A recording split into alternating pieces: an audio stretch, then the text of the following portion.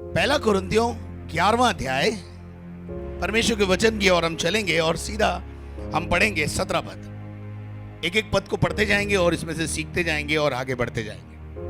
पहला कुरिन्थियों उसका 11वां अध्याय हाँ। और 17वां वचन। परंतु यह आज्ञा देते हुए हाँ मैं तुम्हें नहीं सहराता, हाँ इसलिए कि तुम्हारे इकट्ठे होने से हाँ भलाई नहीं हाँ परंतु हानि होती है। हाँ, बस इस पर बात करें थोड़ा। जब हम इकट्ठे होते हैं, पौलुस कहता है कुरिन्थियों की कलीसिया जब इकट्ठी होती है, वो कहता है मैं तुम्हें आज्ञा देते हुए सराहता नहीं हूं, इसलिए कि एप्रिसिएशन के लायक तुम हो नहीं, क्योंकि तुम लोग जब इकट्ठे होते हो तो तुम्हारे अंदर लड़ाई झगड़े होते हैं। हम जब इकट्ठे होते हैं तो हमारा इकट्ठा होने का उद्देश्य क्या है? बढ़ोतरी का मतलब है हमारे आध्यात्मिक जीवन के लिए इकट्ठे होते हैं। यहाँ कोई फैशन परेड थोड़ी होता है। हम जब भी यहाँ इकट्ठे होते हैं, हमारा इकट्ठा होने का जो उद्देश्य है आध्यात्मिक भोजन और आध्यात्मिक बातों में आगे बढ़ना। वरन बढ़ने की बजाय क्या हो जाता है? टंटा हो जाता है, और कोई किसी से नाराज हो जाता है और कोई किसी से नाराज हो जाता है। तो हम जब इकट्ठे होते हैं तो हमारा उद्देश्य खाना पीना ना रखें,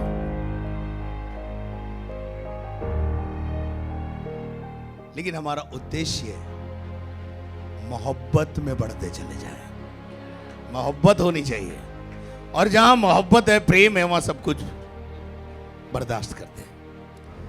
तो यहां लिखा हुआ है मैं तुम इकट्ठे होते हो, होने से भलाई नहीं होती तुम्हारी। क्या होता है? नुकसान होता है। किसको नुकसान होता है मालूम है? चर्च को, कलीसिया को नुकसान होता है। हमारा जमा होने का उद्देश्य हमारी खुशियां होनी चाहिए, हमारी उन्नति होनी चाहिए। अब आप देखते हैं शादी ब्याह में आप लोग जमा होते हैं तो क्या होता है? अरे शादी ब्याह में रिश्तेदार इकट्ठे होते तो क्या होता है? कोई तो बोलो। आज प्रेमी बहन नहीं है, ये तो बोलती हो। हाँ, क्या हुआ है? खाना भूसी हो गए, टंटा हो गए, होता है कि नहीं होता है? तो घर में भी टंटा और यहां भी टंटा। आओ हम इस टंटे को मिटाएं। हालेलुया।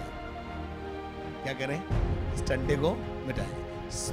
अगली आयत पढ़ी। क्योंकि पहले तो मैं ये सुनता हूँ। पौलुस कहता है मैं सुनता हूं।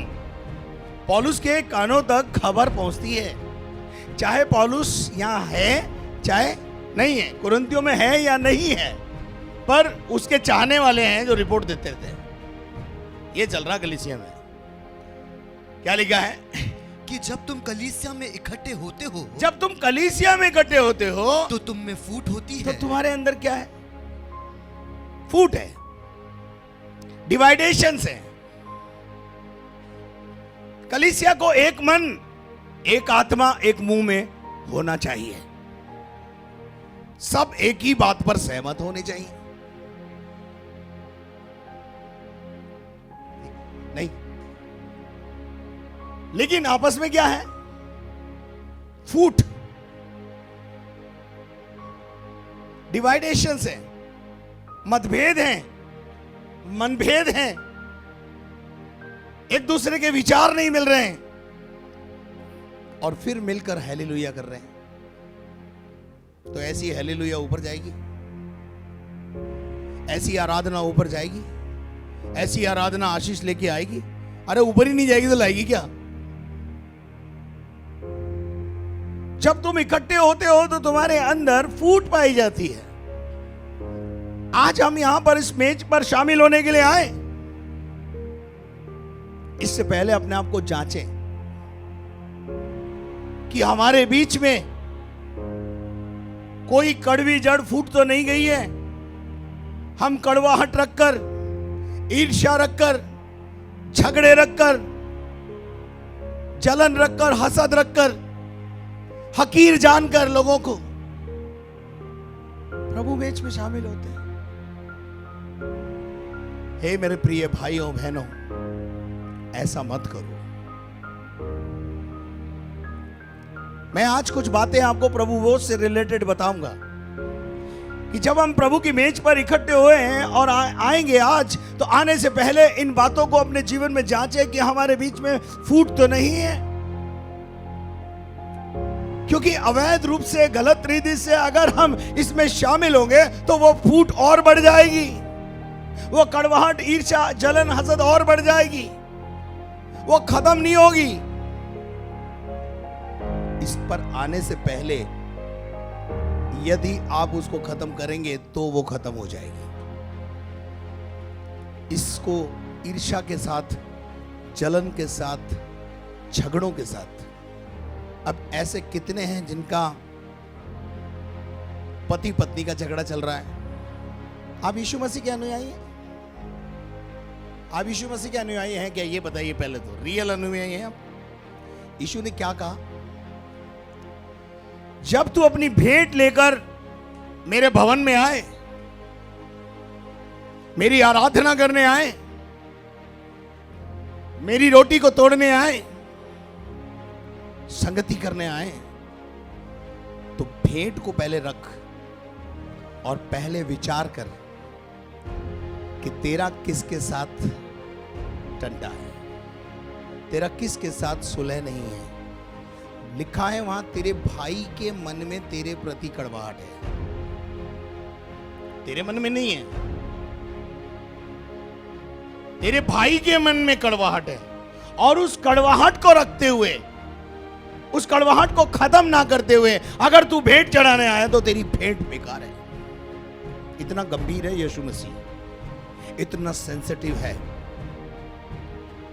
वो कहता है तुम्हारा जीवन, याकूब की पत्री में वो बोलता है कि जो आत्मा हमें ऊपर से मिलती है वो मिलनसार आत्मा होती है, मिलनसार है जी, है? देखेंगे बहुत अच्छी आयत है वो। हमको याकूब की पत्री में आना पड़ेगा उसके लिए। 3:15 से पढ़िए। देखिए 15 से आपको पढ़ने को मिलेगा तो यही सब बातें वो भी लिख रहा है। हाँ। यह ज्ञान वो नहीं, हाँ, जो ऊपर से उतरता है, हाँ, वरन संसारिक और शारीरिक और शैतानी है, हाँ, क्योंकि जहाँ डाह और विरोध होता है, जहाँ डाह और विरोध है वहाँ बखेड़ा है, और हर प्रकार का दुष्कर्म भी, और हर प्रकार के दुष्कर्म पाए जाते हैं। पर जो ज्ञान ऊपर से आता है। आपको कौन सा ज्ञान मिला है, संसारिक या ऊपर वाला? आप ऊपर वाला ज्ञान प्राप्त करके क्या कर रहे हैं मालूम है? मिलनसार नहीं हो। आप ऊपर का ज्ञान प्राप्त करने के बाद भी ईर्ष्या, जलन, हसद, कुड़न से भरे हुए हो। अरे ये संसारिक है, ये शारीरिक है, ये दुनियावी बातें हैं। और बड़ी जोर से हम गाना गाते हैं, हमको दुनिया से क्या काम रहे, हम तो काहे के जोगी भोगी, कोई जोगी होगी नहीं हो तुम। ईर्ष्या रखते हो, जलन रखते हो, लड़ाई झगड़ा रखते हो, फूट रखते हो, नाना प्रकार के विरोध तुम्हारे अंदर पाए जाते हैं। सास बहू के टंटे चल रहे हैं, ननंद भौजाई के टंटे चल रहे हैं, और पति पत्नी के टंटे चल रहे हैं, और हम समझ रहे हैं कि प्रभु सब आंख बंद करके देख रहा है। आंख बंद नहीं है उसकी, याद रखना। वचन कहता है, क्या लिखा है आगे? पर जो ज्ञान ऊपर से आता है वो पवित्र होता है। पहली बात वो पवित्रता लाता है, और दूसरी बात फिर मिलनसार होता है। आप बताइए आपका जीवन कितना मिलनसार है? कितना मेल मिलाप का आत्मा आपके अंदर काम कर रहा है? मेल मिलाप का छोड़ो, झगड़े का आत्मा काम कर रहा है। और अभी ऐसे संत बनकर हम प्रभु की मेज पर आएंगे जैसे हमारा तो कोई टंटा ही नहीं किसी से। कोई दिक्कत नहीं, आज अगर प्रभु की मेज पर 10 लोग भी आए कोई दिक्कत नहीं, लेकिन जांच के आना। आज ये बात मुझे प्रभु से पहुंची है इसलिए मैं पहुंचा रहा हूं आपको। मैं ऐसे ही खड़ा नहीं हो गया हूं प्रचार करने। और यहां लिखा है पहले तो मिलनसार होता है, फिर कोमल और मृदुभाव होता है, और दया और अच्छे फलों से लदा हुआ। अच्छे वरदानों से लिखा है कि फलों से लिखा है? आपका जीवन वरदानों से लदा हुआ है। आप दुष्टात्मा के लिए प्रार्थना करते हैं, दुष्टात्मा निकल जाती है। आप बीमारों के लिए प्रार्थना करते हैं, बीमार चंगा हो जाता है, ये वरदान है। परंतु मैं आपसे पूछना चाहता हूं, यीशु मसीह क्या वरदान ढूंढने आता है या फल ढूंढने आता है? और आप में फल नहीं मिले, वरदान ही वरदान मिले, तो क्या आपको स्वर्ग मिलेगा?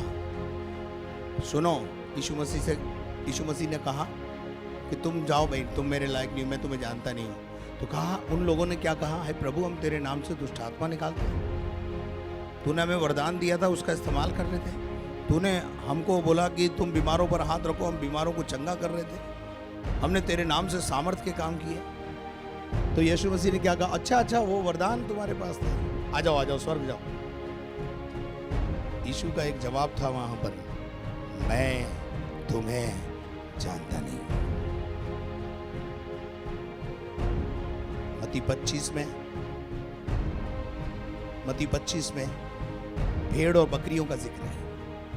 भेड़ों से वो कहता है, आओ मेरे पिता के धन्य लोगों, स्वर्ग राज के वारिस हो जाओ, क्योंकि जब मैं भूखा था तुमने मुझे खाना खिलाया, जब मैं प्यासा था तुमने मुझे पानी पिलाया, मैं परदेसी था तुमने मेरी सुधि ली, मैं जेल खाने में था तुम मुझसे मिलने आए। ये फल है, ये फल के काम है, वरदान के काम नहीं है। आज डिसाइड करो, आपको वरदान ज्यादा पसंद है या फल ज्यादा पसंद है? अच्छा, प्रभु से पूछो, तुझे वरदान ज्यादा पसंद है या फल ज्यादा पसंद है? तू बोल, तो प्रभु क्या बोलेगा? और एक बात ध्यान रखना, भविष्यवाणियां जाती रहेंगी, वरदान जाते रहेंगे, फल बने रहेंगे। फल आपको स्वर्गराज में पहुंचाएंगे। यहां जो याकूब लिख रहा है, ये फलों की बात कर रहा है, अच्छे फलों से लदा हुआ और पक्षपात और कपट रहित होता है। मैं किसी का पक्षपात नहीं करता, सिखाया नहीं प्रभु ने। चलिए हम वापस आएंगे कुरिन्थियों की पत्री में, क्योंकि आज पूरा अध्ययन करना है उसका। और मैं इस पर कुछ प्रतीति भी करता हूँ। और वो कह रहा है कि मैं सुनता हूँ, लेकिन अब मुझे यकीन भी होने लगा है कि तुम लोग ऐसा करते हो। आगे, क्योंकि दलबंदी भी तुम में अवश्य होगी। दलबंदी है? कौन सी बंदी? ग्रुपलिज्म। दलबंदी मत करो। चलिए आगे बढ़ेंगे। और इसलिए कि जो लोग तुम में खरे हैं, इसलिए कि जो लोग तुम में क्या हैं? खरे हैं, वे प्रकट हो जाएं। हाँ, जो खराई ईमानदारी से चल रहे हैं उनका प्रकटीकरण हुए, और ये जो दलबंदी वाले हैं उनका भंडा फूटे। चलिए आगे बढ़िए। अतः तुम जो एक जगह इकट्ठे होते हो, एक जगह जब तुम इकट्ठे होते हो, तो यह प्रभु भोज खाने के लिए नहीं, प्रभु भोज खाने के लिए नहीं, क्योंकि खाने के समय एक दूसरे से पहले अपना भोजन खा लेते हो। इस प्रकार कोई तो भूखा रहता और कोई मतवाला हो जाता है। अब ये क्या है कि ये वाला भोज जो है ना, जैसे आज प्रभु भोज हो रहा है, वैसे नहीं होता था पहले के जमाने में। पूरा खाना खाया करते थे, धीरे धीरे टुकड़े पे आ गया। हम जब खाना खाने जाते हैं, आजकल सिस्टम है, प्लेट ऐसा भरते हैं, तमीज होनी चाहिए, तहजीब होनी चाहिए। हमको खाना, जिसने अपनी पूरी जिंदगी की पूंजी लगाई है, लड़की के बाप ने, जिसने भी भोज का आयोजन किया, उसने अपना क्या लगाया है जी, क्या लगाया है? हमने पैसा लगाया, मेहनत की कमाई लगाई है उसने। और हमने क्या किया? खाना एक है और पूरा प्लेट ऐसे बढ़ लिया जैसे वो पहाड़ उठा के ले जाना कहीं। थोड़ा खाया और फिर उसके बाद खाना कहाँ है? डस्टबिन में। लेकिन हमारी तहजीब, हमारा तमीज हमें होना चाहिए, जब हम इकट्ठे होते हैं तो पीछे वाले के लिए सोचना है। हम तो खा कर निकल लिए, बिगाड़ के निकल लिए, बेचारा बाद में बोल रहा है ये सब्जी खत्म हो गई, ये पूड़ी खत्म हो गई, और आधे लोग क्या हुए? क्या ये अच्छी बात है? है जी, क्या ये अच्छा है? अब बाइबल कितना तहजीब सिखाती है, देखो आप। बाइबल सलीका सिखाती है खाने पीने का भी। वो कहती है जब तुम खाने के लिए इकट्ठे होते हो तो पीछे वालों का भी थोड़ा ध्यान रखो। फिर तो काम के अंदर लिखा है वो मन की सिधाई से भोजन करते थे। मन की सिधाई का मतलब ये होता है थोड़ा पीछे वालों के लिए भी सोचो। हमारे परिवार में जब हम खाना खाते हैं, माँ सब्जी टेबल पे रख देती है, हमें पता होता है यही सब्जी है और इसमें 10 लोगों को खाना खाना है। फिर क्या करते हैं? तो फिर शादी में ऐसा क्यों नहीं करते? कोई तो भूखा रह जाता है और कोई खा के इतना खा लेता है, अगले सेशन में नींद आ रही है और बेचारे को किसी को मिला ही नहीं, और किसी को इतना खा लिया कि पूछो मत, फिर नींद आ रही है। मेरे अजीजों, उसके बाद क्या लिखा है भाई? क्या खाने पीने के लिए तुम्हारे घर नहीं? पौलुस कहता भैया खाने पीने के लिए तुम्हारा घर है। इसलिए हमने सिस्टम बदल दिया थोड़ा, हम एक टुकड़ा ही देते हैं। या परमेश्वर की कलीसिया को तुच्छ जानते हो? क्या तुम परमेश्वर का माल, पराया माल अपना? अब पौलुस क्या कहता है? तुम परमेश्वर की कलीसिया को तुच्छ जानते हो, जिनके पास नहीं है उन्हें लज्जित करते हो। उन्हें लज्जित करते हो। और मैं तुमसे क्या कहूँ? मैं तुमसे क्या कहूँ? क्या इस बात में तुम्हारी प्रशंसा? क्या इस बात के लिए तुम्हारी प्रशंसा करूं मैं? नहीं। पौलुस कहता नहीं, मैं प्रशंसा नहीं करता। मैं प्रशंसा नहीं कर सकता, क्योंकि ये बात मुझे प्रभु से पहुंची। अब वो कहता है ये बात मुझे कहां से पहुंची है? मुझे प्रभु से पहुंची और मैंने तुम्हें पहुंचा दी है। कि प्रभु यीशु कि जिस रात यीशु मसीह पकड़वाया गया, रोटी ली और धन्यवाद करके उसे धन्यवाद करके तोड़ी और ये कहा ये मेरी देह है, ये मेरी देह है। हालेलुया, हालेलुया, ये मेरी देह है और जो तुम्हारे लिए है, जो तुम्हारे लिए है। हालेलुया, मेरे स्मरण के लिए यही, मेरे याद के लिए यही किया करो। Hallelujah, hallelujah, hallelujah. तो प्रभु के वचन के अनुसार हमें प्रभु का भोज करना है। अब यहां पर एक बात मैं आपको और बता देता हूं। जब हम प्रभु मेज पर आते हैं तो दूसरों को हकीर जानने वाला प्रभु की मेज पर नहीं आ सकता। हम दूसरों को लज्जित करने वाली बात पर बात कर रहे हैं। दूसरों को हकीर समझते हैं, छोटा बड़ा। क्या प्रभु की दृष्टि में आप कितने भी बड़े अधिकारी बाहर होंगे, लेकिन कलीसिया में आपका लेवल सेम है। कोई छोटा नहीं है, कोई बड़ा नहीं है। कलीसिया में जब हम आते हैं तो हम सब परमेश्वर की संतान है। कौन है? उसके बेटे और बेटियां हैं, बस इतना ही अंतर है। हो सकता है आप बैंक में मैनेजर हो सकता है आप रेलवे में बहुत बड़े अधिकारी हो सकता है किसी जगह पर कलेक्ट्री में हो, बहुत अच्छे पद पर हो, लेकिन जब आप कलीसिया में आए हैं तो वो जो प्रभाव है वो बाहर का प्रभाव है। कलीसिया में हम एक दूसरे को लज्जित ना करें। बड़ा अधिकारी है तो दूसरे को क्या ना समझे, हकीर ना समझे, तुच्छ ना जाने।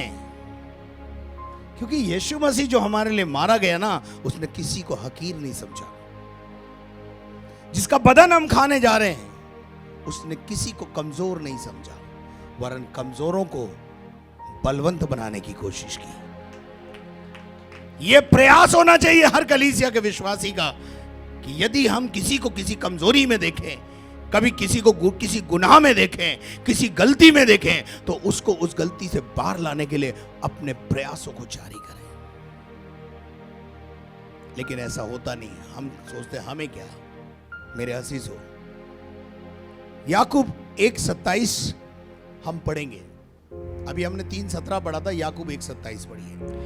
हमारे परमेश्वर हाँ। और पिता के निकट शुद्ध और निर्मल भक्ति यह शुद्ध और निर्मल भक्ति ये है। शुद्ध और निर्मल भक्ति, भक्ति ये जब हम बात करते हैं तो भक्ति ये नहीं है कि गाना गा लिया आपने भक्ति हो गई। आप यहां पर आकर के गाना गा लिया, ताली बजा ली और भेंट डाल दी, दशवां डाल दिया, भक्ति पूरी हो गई। नहीं नहीं नहीं, वचन हमें सिखाता है कि शुद्ध और निर्मल भक्ति जिसे परमेश्वर पसंद करता है वो क्या है? कि अनाथों और विधवाओं के क्लेश में, अनाथ और विधवाओं के क्लेश में उनकी सुधि लें। उनकी प्रभु की मेज पर आने से पहले क्या आज सुबह कलीसिया अपने आप को जांचेगी? क्या कलीसिया इस बात पर विचार करेगी कि मैंने इस सप्ताह में या इस महीने में, पूरे महीने में कई अनाथों का साथ दिया है? किसी अनाथ को मैंने, उसके पास ड्रेस नहीं थी स्कूल की, इसलिए वो स्कूल नहीं जा रहा था, मैंने उसको ड्रेस दिला दी। वो स्कूल इसलिए नहीं जा रहा था कि उसके पास फीस नहीं थी, मैंने उसकी फीस जमा करा दी। किसी विधवा को देखकर उसके विधवा जीवन में जो कमियां हैं या उसको घटी है उसके लिए कुछ सोच लिया हो। किसी के पास ओढ़ने के लिए कंबल नहीं है, क्या आपने किसी विधवा को एक कंबल गिफ्ट कर दिया है? यह भी तो भक्ति का भाग है ना भाई? नहीं है? अरे हाँ या ना? ये किया नहीं और आज आएंगे हम सब मेज पर।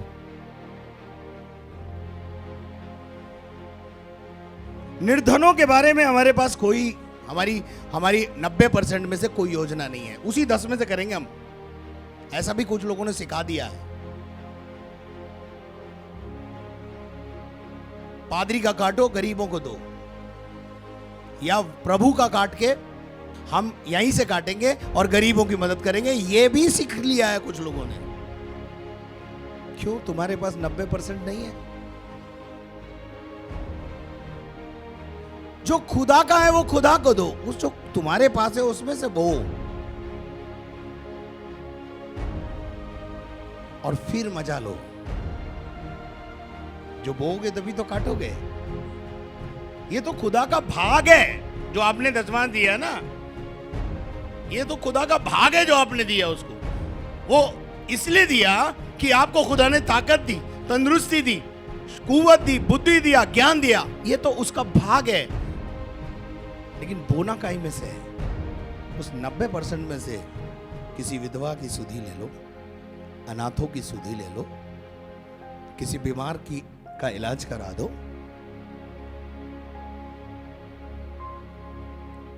भाई मैं तो करता ही हूं, मुझे जो मिलता है, मेरे को जैसे भी करना है, प्रभु का आत्मा मुझे बोलता है करना है तो करना है, करता हूं। उसके बाद लिखा है विधवाओं के क्लेश में उनकी सुधि लें और अपने आप को संसार में क्या करें? निष्कलंक रखें। मेरे अजीजों, कई बार हम जब प्रभु की मेज पर आते हैं, चलिए ब्रदर थोड़ा सा और आगे पढ़ लेंगे उसको जरा, 11 अध्याय में। इसी रीति से हाँ। उसने ब्यारी के पीछे से कटोरा भी लिया, हाँ। और कहा, हाँ। यह कटोरा मेरे लहू में नई वाचा है। आगे। जब कभी पियो हाँ। तो मेरे स्मरण के लिए यही किया करो। आगे। क्योंकि जब कभी तुम ये रोटी खाते और इस कटोरे में से पीते हो तो प्रभु की मृत्यु को जब तक वह न आए प्रचार करते हो। आप मुझे बताइए क्या लिखा है? प्रचार करते हो। आप मुझे बताइए, क्या पिछले महीने आपने प्रचार किया, सुसमाचार दिया? आप मुझे बताइए कि आपको डर नहीं लगता कि यार मैंने जो करना था वो किया नहीं और आकर के मैं प्रभु में, ये ट्रेडिशनल थोड़ी है भाई। ये कोई कंपलसरी सब्जेक्ट नहीं है कि जो आपने किया नहीं फिर भी ये तो देना ही पड़ेगा। कुछ लोग क्या समझते हैं मालूम है? पहला रविवार है, प्रभु वो जो जाना है। भाई जो करना था वो किया क्या? जब आप प्रभु की मेज पर आओ तो तैयारी के साथ आओ। तैयारी का मतलब कपड़े पहनने वाली बात नहीं कर रहा मैं, मुंह धो के आओ वो वाली बात नहीं, दिल धो के आओ। और तैयारी क्या है? ये सारी बातें जो मैंने बताई तैयारी है। क्या ये तैयारी की आपने? पिछले महीने के प्रभु भोज से लेकर आज के इस प्रभु मेज तक, प्रभु मेज लेने वालों से मैं कह रहा हूं, क्या आपने किसी को सुसमाचार सुनाया? क्या किसी अनाथ की सुधि ली?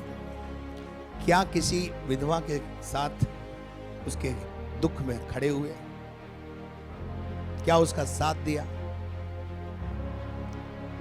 अगर नहीं दिया, आप मुझे बताइए कहां लिखा है कि ये सब कुछ मत कर और उसके बाद आके प्रभु मेज ले ले? इसी को बोलते हैं अनुचित रीति। कौन सी रीति? यही है अनुचित रीति सी। जो कहा गया वो ना करते हुए इसको ट्रेडिशनल समझ लिया है लोगों ने। ये उन्होंने क्या समझ लिया? बहुत कंपलसरी समझ लिया है। कुछ लोग घर में हैं, बीमार हैं, जो बिल्कुल बेड रिडन है, ठीक है, और उनकी इच्छा है कि उन्हें प्रभु भोज देने जाना है, वो पास्टर को फोन करें, तब पास्टर यहां से इंतजाम करेगा। कुछ लोग क्या बोलते हैं मालूम है? हम बीमार हैं, हमें प्रभु भोज देने ही नहीं आया पादरी। प्रभु में जबरदस्ती खिलाई जा सकती है?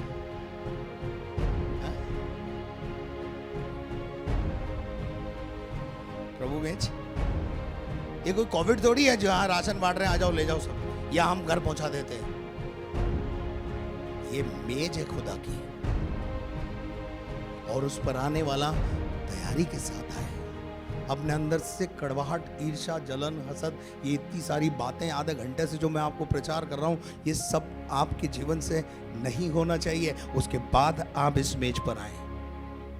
शाम को भी फूल जाएगी क्योंकि आज प्रभु मेज है। अच्छी बात है, आपने उसका महत्व समझा है, लेकिन आपने उसको क्या समझ लिया है? ट्रेडिशनल। ये ट्रेडिशनल नहीं है, इसको ट्रेडिशनल मत समझिए। जैसे यहूदी लोग फसह के पर्व को मनाना उनका काम था, जाना ही है, कहीं भी हो जाना ही है। लेकिन मेरे अजीजों, हम इस बात को समझें कि प्रभु का वचन कहता है जब तक मैं ना आऊं प्रचार करो। प्रचार हमसे होता नहीं। प्रचार करना नहीं आता आपको, कोई बात नहीं, गवाही देना तो आता है। गवाही का भी मतलब है प्रभु के बारे में लोगों को बता देना। 6000 दुष्टात्माएं जिसमें से निकली, उसने कहा यीशु मैं तेरे पीछे होना चाहता हूं। यीशु ने कहा मेरे पीछे आने की जरूरत नहीं है, अपने घर जा, अपने लोगों को बता मैंने तेरे लिए क्या किया है। जीवन में पाप रखते हुए, अधर्म के जीवन को जीते हुए कोई भी इस मेज पर शामिल होता है, वो अनुचित रीति से शामिल होता है, अदावत रखता है। मैं भाई लोगों से कहना चाहता हूं, एक बहुत गंभीर बात मुझे प्रभु बोल रहा है बोलने के लिए। मैं आपसे पूछना चाहता हूं, आपकी पत्नी के जो माता पिता हैं, आपके साले और आपकी सालियां हैं, आपके ससुराल पक्ष की बात कर रहा हूं, क्या आपके संबंध उनके साथ कैसे हैं? आप पिछली बार उनके घर कब गए थे? मैं भाई उससे पूछ रहा हूं, आपके ससुराल पक्ष में रिलेशनशिप कैसे है? अगर रिलेशनशिप ठीक है, आप प्रभु की मेज पर आ सकते हैं। लेकिन अगर रिलेशनशिप ठीक नहीं है, तो this is my advice for everyone, don't take it.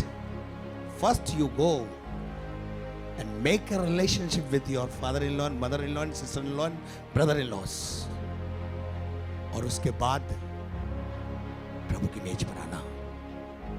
तब आकाश का झरोका खुलेगा और तेरी आराधना ऊपर जाएगी और बारिश होगी तुझ पर।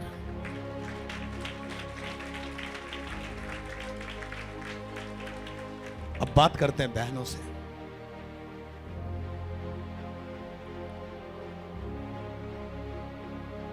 बहनों से भी यही सवाल है। पति अपनी पत्नी से अपने माँ बाप का आदर करवाना चाहता है, पर पत्नी को यह शिकायत है कि ये भी तो मेरे माँ बाप का आदर कर ले।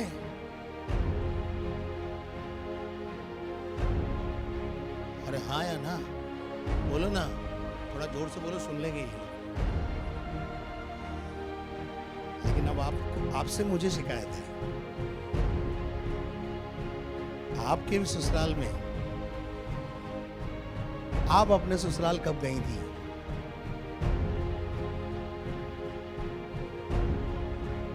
आप अपने जेठ जी के घर कब गई थी?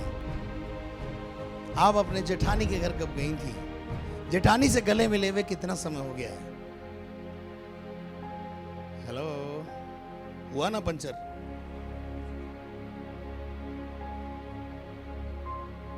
अलग रहते हो कोई बात नहीं, वो गलत नहीं है, कोई दिक्कत वाली बात नहीं है। लेकिन लास्ट फेलोशिप लंच या डिनर कब हुआ था? कब एक साथ मिलकर भोजन किया? जब से हुए हैं अलग, टेढ़े टेढ़े टेढ़े। अरे और कितने टेढ़े हो गए यार। मिलनसारी जीवन नहीं है, सास के साथ टंटा है, जेठ के साथ टंटा है, जेठानी को देखना नहीं चाहती, ननंद तो फूटी आंख से नहीं सुवाती।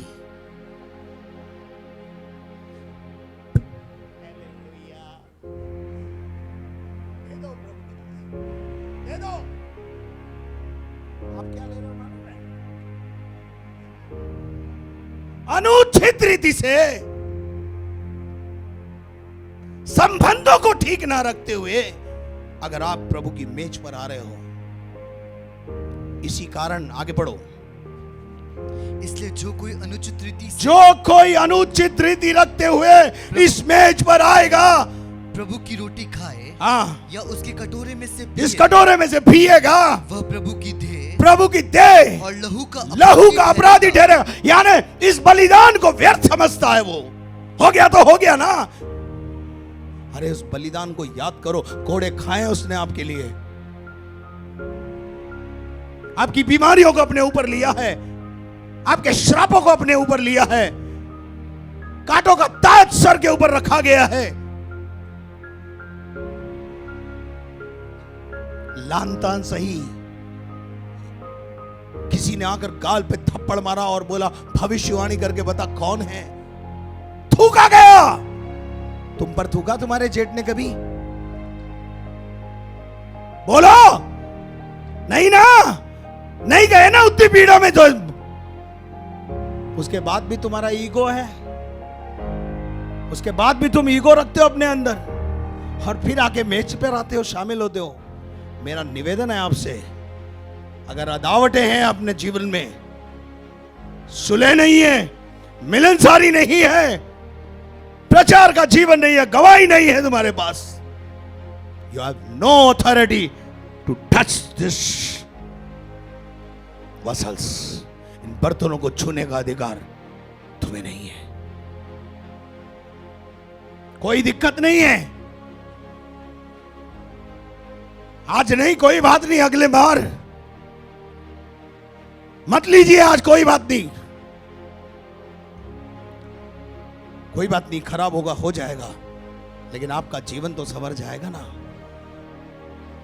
ये बात मुझे प्रभु से पहुंची है कि आप में से कितने लोग हैं जो अपने ससुराल वालों के साथ सुलह का जीवन नहीं है, और उसके बाद बड़ी बड़ी खूबसूरती से प्रभु मेज में आते हो, उसकी रोटी तोड़ते हो।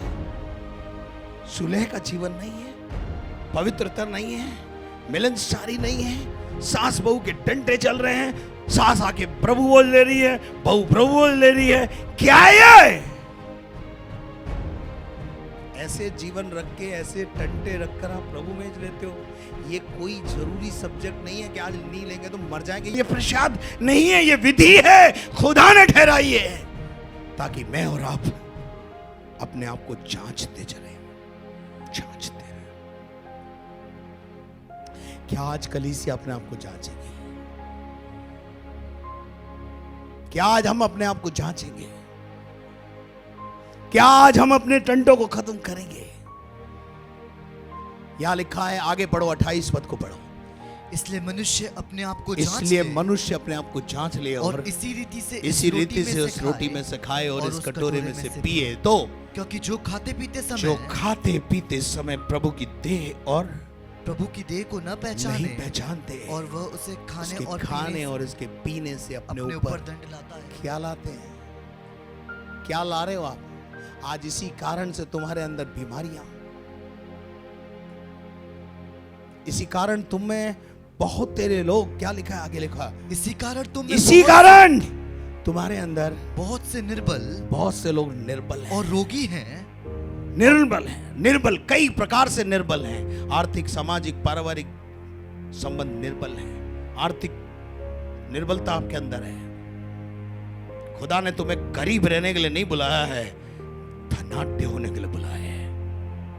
पर हमारे अधर्म के कामों के कारण हमारी भलाई नहीं हो रही। हम सब कुछ छोड़ने को तैयार हैं, पर सुलह करने को तैयार नहीं है, टंटे छोड़ने को तैयार नहीं है। हमारा ईगो हमको हर्ट करता है, हमें ये काम नहीं करने देता। उसके बाद लिखा है, तुम में बहुत से निर्बल हैं और रोगी हैं, बीमार हैं, और बहुत से सो भी गए हैं। बहुत से क्या हो गए हैं? सो गए हैं। और उसके बाद, यदि हम अपने आप को जांचते, सुलह कर लो, यदि हम अपने आप को जांचते तो निर्बल नहीं होते, रोगी नहीं होते, गरीब नहीं होते, निराशाओं में रहने के लिए नहीं होते, असफलताओं के लिए नहीं बनाए गए हो मैं और आप। सफल जीवन जीने के लिए बुलाए गए, लेकिन कारण हम खुद हैं। और ये बात मुझे प्रभु से पहुंची और मैंने तुम्हें पहुंचा दी। पौलुस भी ऐसा ही बोलता है। कल रात में जब प्रभु से पूछा, प्रभु मैं क्या प्रचार करूं कल, प्रभु ने बोला, कल जब मेरी लोग मेरी मेज बनाए उससे पहले उनको चेता। मैं नहीं जानता ये बात मुझे क्यों प्रभु ने बोली। मैंने आज तक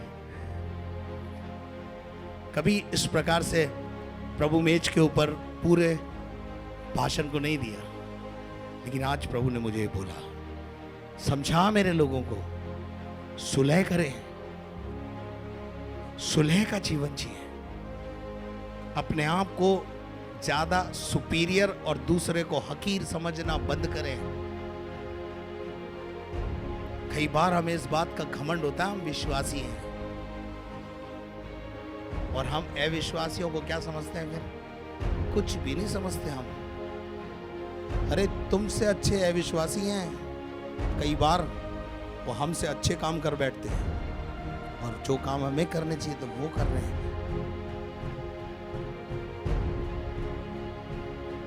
अरे ईगो को खत्म कर दो ना आज। क्या नाक छोटी हो जाएगी तुम्हारी? घिस जाओगी? क्या हो जाएगा मुझे बताइए? क्या हो जाएगा अगर हम जा करके अपने अपनों से सुलह कर लेंगे तो? क्या हो जाएगा पता? खुदा खुश हो जाएगा, ये हो जाएगा। और जब तुम अदावत रख रहे हो तो ना तो तुम्हारी पत्नी खुश है ना पति खुश है, घर में ही खुशी नहीं है क्या? बता दो। आप अपने पति के परिवार वालों से अदावत रखती हैं, पति खुश है आपसे? पतियों से पूछना चाहता हूं कि अगर आप अपने ससुराल वालों के साथ संबंध नहीं रखना चाहते, क्या आपकी पत्नी खुश है? परिवार खुश है? बच्चे आकर पूछते हैं, हम लोग दादा दादी के यहाँ क्यों नहीं जाते मम्मी? दादा के चलो ना। चुप रह, तू जानता नहीं उन्होंने मेरे साथ क्या किया? क्या किया मम्मी? क्या जवाब दोगे नेक्स्ट जनरेशन को? ये बच्चे खुदा ने दिया ना तुम्हें, बड़े होंगे तो पूछेंगे मेरे नाना नानी मेरे दादा दादी कहाँ हैं, मेरा ताऊ कहाँ है, मेरी ताई कहाँ है? क्या क्या जवाब दोगे? कुछ जवाब है तुम्हारे पास? है? बेटा मेरी नाक है, तो नाक को क्या चाटेगा?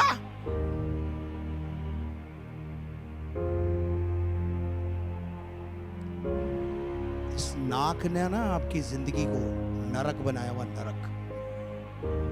आज इस नाक को काट दो, नम्र करो अपने आप को और देखो खुदा की आशीष तुम पर बरसती कि नहीं बरसती है।